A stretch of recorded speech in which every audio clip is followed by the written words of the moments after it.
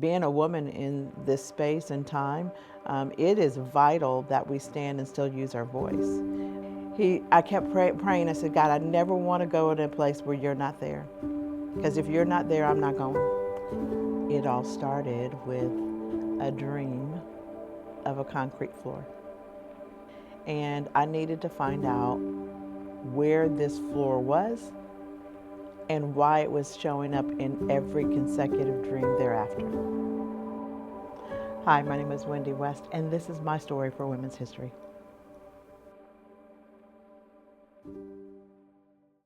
It all started with a dream of a concrete floor. I know, sounds strange, but it was a dream of a concrete floor. And I needed to find out where this floor was and why it was showing up in every consecutive dream thereafter.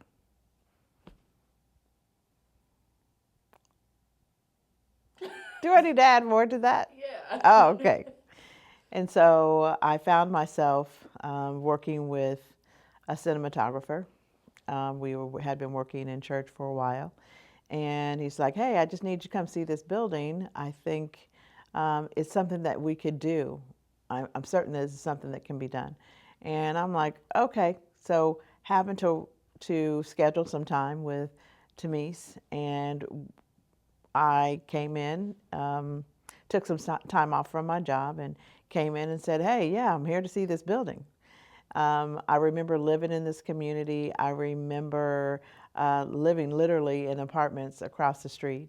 My kids went to Warren, and both of them graduated from Warren High School. And I'm like, I know this space. I just can't remember what was here before. The dream slowly progressed into multiple dreams.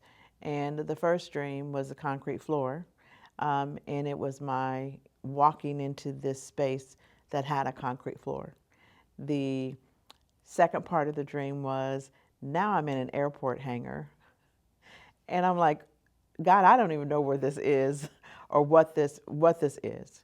Third part of the dream was I was running through this airport hangar, but I kept running into different barriers, and I couldn't understand why I was running into these barriers. And so every time I ran into the barrier in the dream, I would cry. So I went to go talk to my pastor. I said, I don't know why he keeps showing me this floor. Then he would show me this airplane hangar, and then he shows me running, but I keep running into all of these small issues.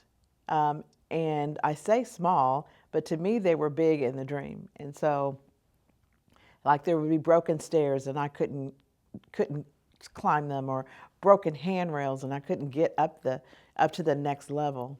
And so my pastor said, Wendy, stop crying, and I need you to remember that God is with you, and ask him to help you every single time you run into a barrier. And I said, okay, I'm going to do it. And so the next time I had the dream, I did the same thing.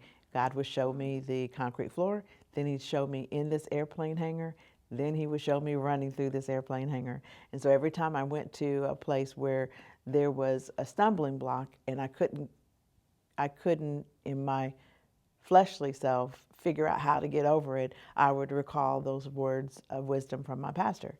And it slowly evolved into me coming into the building with Tamise, and I was blown away, and I kept saying, these are the floors that I saw in my dream.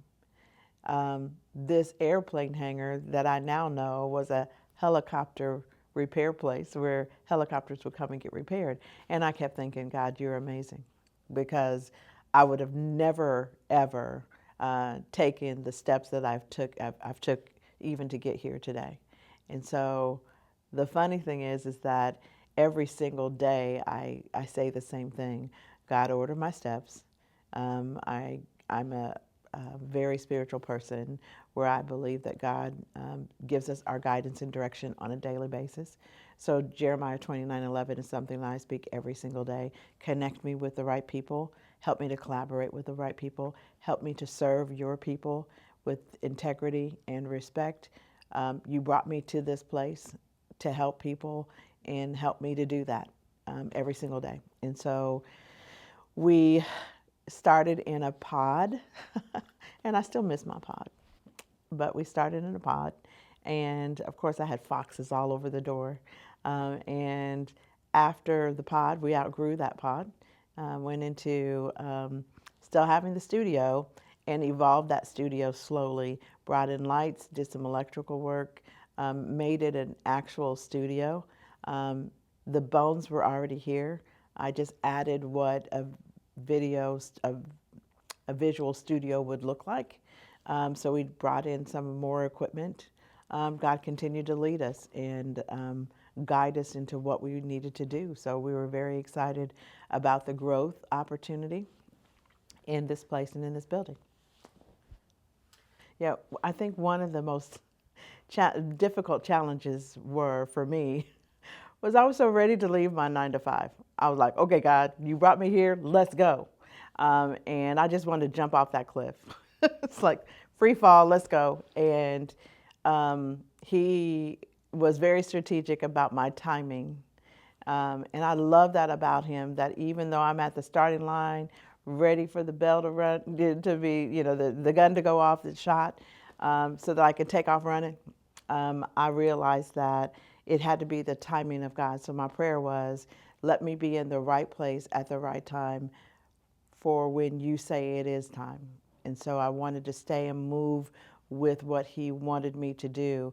It was a struggle to build because my passion grew so strongly for the people in the community and some of their needs and what we could do for them and what we were building. I wanted to be in this space all the time, and it took a long time for me to get here. So it took about 3 years for me to get to this place. And I remember going through multiple birthdays. I went from Wendy 6.0 is what I call myself, and then I went to Wendy 6.1. Then I got to Wendy 6.3, and I'm like, okay, God, it's time for us to go. And I kept praying. I said, God, I never want to go to a place where you're not there. Because if you're not there, I'm not going. And I knew that he was here. I just didn't know when the time was for me to be free. So I prayed and asked God, I said, look, I need these things, these 3 things to happen, and they need to line up. If I'm in your will, please allow this to happen for me. And he finally said, yes, it's time. And so as of probably 2 weeks ago, I was given the opportunity to fly this whole thing without any reservations, and I get to do it freely. I've retired, and I'm overwhelmed with just the possibilities. As soon as I accepted a package to retire, I immediately, as soon as I accepted the package to retire, I immediately made connections with people that just launched me into a place that has been undeniably God. It's not even a question that it was his timing, but I had to wait for everything to line up. Even though I was ready 3 years ago, I still had to wait for everything to line up. So doing that was a very difficult season because my heart just, it wanted so desperately to do this in a full-time capacity. And doing what you love full-time, it's the best feeling in the world, and it's just a great opportunity for me. So God has proved himself over and over and over again since I stepped away. It was interesting, the evolution. Being here as a legacy member, which I find incredible, it was an evolution. And you could literally watch it change and flip. We all had the passion, we all had the drive, and we just had to trial and error a lot of things. We didn't know it was going to work. We just wanted people to know that we were here. And the pride that there's so much pride, overwhelmingly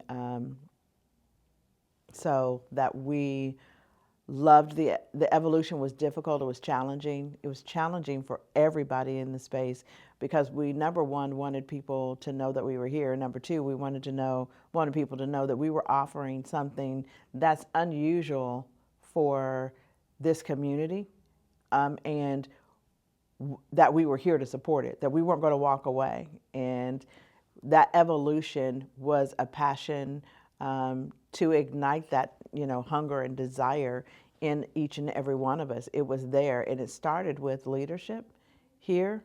We watched that evolution. We watched the growth of every single leader in this community.